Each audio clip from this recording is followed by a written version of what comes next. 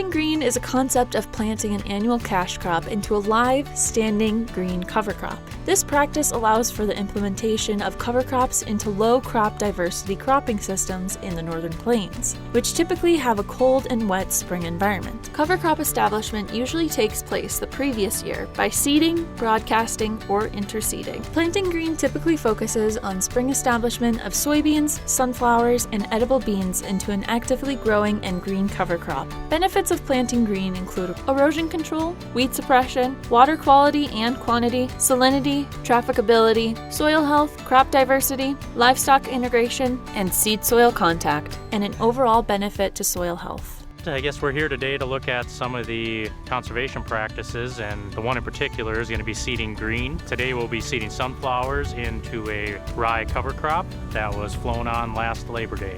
Well, I believe my time away from the farm was actually one of the best things that has happened to me for my farming career. It allowed me to get a fresh view on things and actually jump on the internet and seek out information from producers around the area and well outside of the area, and went this conservation route, and it was a simple matter of economics. I didn't have any equipment, so we started with a no-till, and all of our decisions, including the seeding green, at the end of the day, has to make sense economically. We can't be putting something out here that's not going to have a positive return on our investment.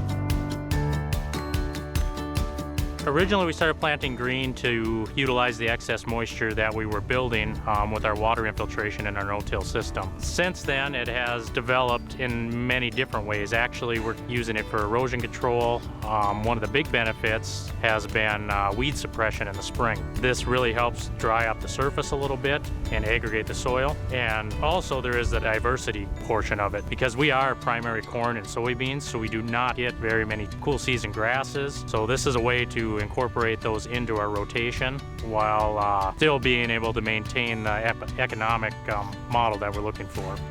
The biggest benefit we've seen from seeding green, especially in our recent wet cycle, we're getting that extra soil aggregation. And last fall, when we were harvesting soybeans, we were actually able to drive through the water with the combine. The soils were able to hold us. We were able to avoid getting stuck and tearing up the fields. If any of you are thinking about incorporating these practices, the best advice I could give you is actually reach out to people, whether it's the Menoken farm or just other producers around the state, because there's getting to be more and more, and this is becoming very common.